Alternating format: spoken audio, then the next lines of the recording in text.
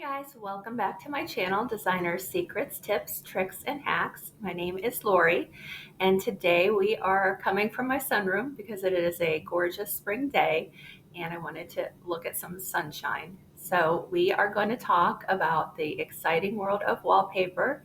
It is hot right now. There are several styles that can be used for certain applications to really create impact, architectural detail, and lots of other things. So let's get started. Okay, so this is what I was talking about. There are many types of wallpaper. It's not just the wallpaper of the 80s and 90s and 70s, 60s, whatever. You get the gist. The bottom left is a typical mid-scale pattern wallpaper over the entire wall. However, probably not jungle style as this one is, which by the way is super hot. Anything animal print in, actually not just wallpaper in general, lots of home decor is about animals, especially tigers and cheetahs. I don't know why. Oh, and peacocks, another popular one. So when you think about wallpaper, this is probably what you think about. Again, different pattern, but an overall mid-scale pattern for the room. However, now there are decal type wallpapers, as you see above, and they are generally sold in pieces, so you can manipulate where you want to put the flowers and the leaves, etc. And if you picture how that wall would look just beige, that really makes a dramatic difference. So it's an easy little way to get into wallpaper if you're a little nervous about it, and it just adds a lot, actually. So decal style is a great way to start into the world of wallpaper. The center photo, you will see that you can also add architectural elements. This wall looks like it's got some wainscoting on it, although of course it's just wallpaper. But again, it adds a really neat feature that if you have really plain walls, that could be a way to spruce it up and make it a little more interesting. Below that, again, another architectural feature where it's kind of like a picket fence look for a little girl's room. So again, it's just the bottom portion. It's not the entire wall. You would have paint above, but it's whimsical, fun, and easy to remove if someday that child is no longer interested in white and pink pickets. Below that, there is more of an abstract look. It looks like painted brushstrokes. However, if you aren't an artist or don't want to go through the trouble of trying to recreate this look, again, just a very subtle, almost textural look that adds a little bit of something to the backdrop of whatever else you've got going on in the room. So again, simple, easy way to add something that's not bold in your face, but adds a little pop of interest and color. And speaking of textural, to the right of that, it kind of looks 3D, but it is not 3D. It is just paper. But it has that troweled on, I don't know, not terracotta, stucco. That's the word I was looking for. Sorry. Look. And again, it doesn't add any color whatsoever. It's all about texture, even though, again, that's a flat piece of paper. It is not textural. It's just the way they did the shadowing. But it's really cool. The large scale is very dramatic. So, if you didn't want to go bold and colorful, that's a great way to do it with texture. And above that is more of a graphic pattern, although I believe those are cranes, herons, I don't know. They're a bird. But it's black and white, so it reads more graphic and it's fun and in a contemporary setting that really adds a lot of interest without the use of color. And one thing I want to mention that is very hot right now, and I can't believe I didn't put it in my slideshow, is grass cloth. Grass cloth is made a giant comeback, and there is faux grass cloth and real grass cloth, which obviously real means you have natural fibers adhered to the paper.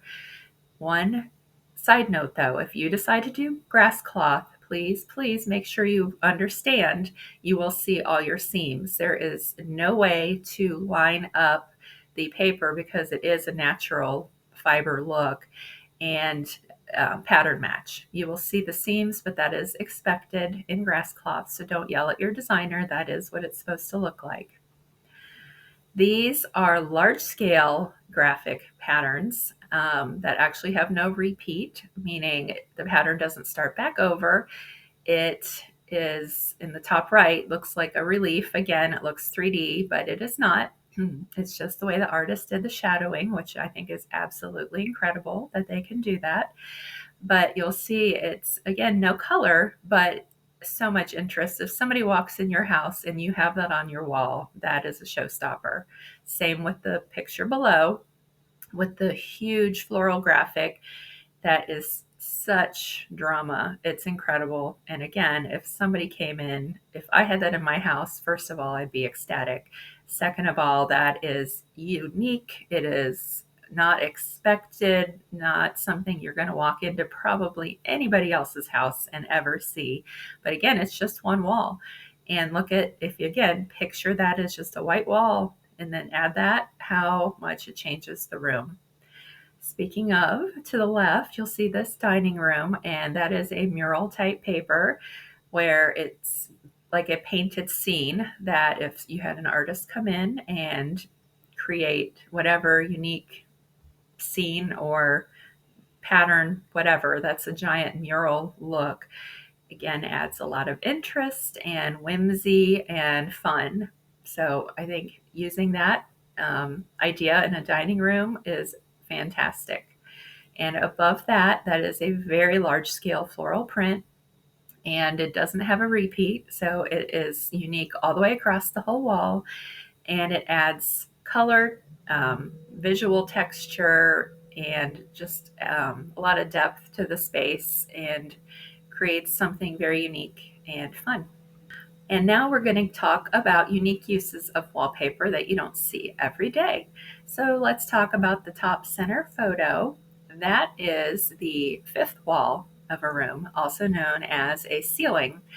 So people don't often think about painting ceilings or wallpapering ceilings, but if you have architectural details like these coffers in setting some really fun dramatic wallpaper, that really adds a lot. It makes your coffers stand out because if your ceiling was white, your coffers are white, nobody's going to notice. Or if they do, they just have a lot of interest in looking up, I guess. So this is a great way to really make the best of your architectural details. However, if you have a flat ceiling, that's fine too.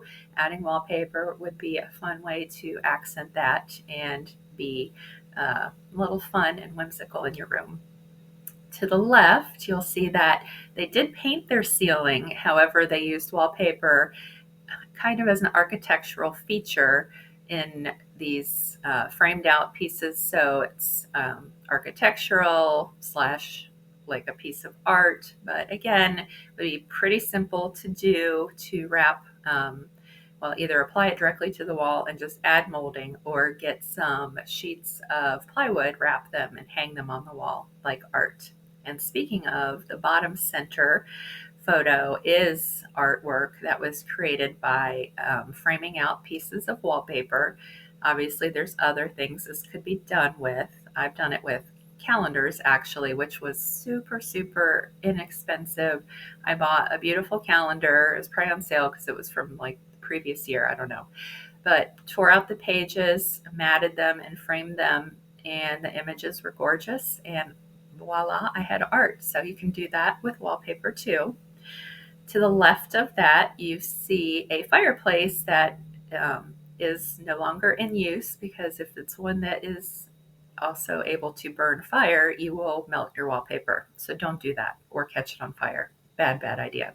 But if it is no longer usable, put some wallpaper over the surround, whatever that is, tile or marble. I mean, I guess if it's marble, you probably don't want to cover it up, but let's just say it's ugly. We'll cover it. And then again, get a piece of plywood and wrap it in some wallpaper, inset it, and you have a beautiful detail added to that fireplace, whereas it would just be a black black hole that nobody wants to look at. So that's a great use of wallpaper that is unexpected. And speaking of, let's talk about those stairs. They're pretty incredible. Um, it's if, let's say, you have painted risers on your stairs and you walked on the stairs so long that now they are scuffed up and a mess. So how about get some of that peel and stick wallpaper out and add it to the risers, and look how gorgeous that is. And this other example here too is fantastic in moody and dramatic. So again, it's about the papers that you love, the colors that you love, and the textures that you love, so that it really shows your design style. Top right, again, a bedroom wall with a large scale whimsical graphic, and it really adds a lot to that room because although the room does have a lot of bright colors, it's going to be lacking if you just have off-white paint on that wall, because you've got all these dark colors, bright colors, I mean, on the bed and on the rug. So adding something to that wall ties it all together. And below that, speaking of bedroom walls, this again is a framed out piece of wallpaper that acts as an art piece slash potential headboard behind the bed. Again, you can choose a really fun paper to add some pattern in there, and it's a beautiful look and simple and cheap and easy to do. And below that, with an actual headboard, well, I guess it's not an actual headboard, this is in place of an actual headboard. Again, go Home Depot and Lowe's are going to love me sending you to get all this plywood, but get some large pieces of plywood, wrap it in wallpaper, attach it to your wall, and you have a floor to ceiling, incredible, stunning graphic headboard that is totally unique to you and the drama. Because again, beige walls, white bedspread, little bit of blue on the bedding. There's nothing else going on in that room. But when you see that, it all comes together and looks incredible. And finally, I want to talk about some alternative uses of wallpaper, and there are many more, but these are some fun ideas. Where the top left, they wrapped a chest in the same wallpaper that is on the wall. So it kind of creates this fun blending of the furniture into the wall, which is a unique application. I think it's fun and not something you're going to see everywhere. So that's a neat one. Bottom left, you may have mom's or grandma's or grandpa's china cabinet that maybe isn't your style. So let's paint it, put some wallpaper in the back, and you have a really up-to-date looking stylish piece that's fun, and it is going to be a center of attention when people see that, and they'll be loving it and ask you how you did it, and you can tell them again to watch my videos and I'll tell them how to do it. In the center, you can dress up a really inexpensive bookcase. This one could maybe be from IKEA, where the inside gets painted and then the back panels get wallpapered. And it really dresses up the piece and adds some interest into something that could be very plain, simple, and boring. And to that effect, on the top right, you've got some upper end bookcases, built-ins, that are white, but with a graphic, more sophisticated pattern. You'll notice same concept, but what a different look when you use that type of pattern versus a fun, whimsical, colorful pattern. Same application, but very different look. And below that, just a simple little chest that's painted white, and maybe you wanted to add something fun because you have light carpet, light walls, and a white case. So put some awesome colorful paper on the front of those drawers. Very simple, very inexpensive. If you want to just dip your toes into wallpapering, that would be a great place to start. So I hope you liked my video. Hopefully it showed you a lot of really interesting ideas and things that have stirred your creativity and that you would like to get started in your own home, whether it be an entire room or just a small accent piece. I think it's great. Give it a try. It's not forever. So have fun, enjoy, and I'll see you next time. Have a great day.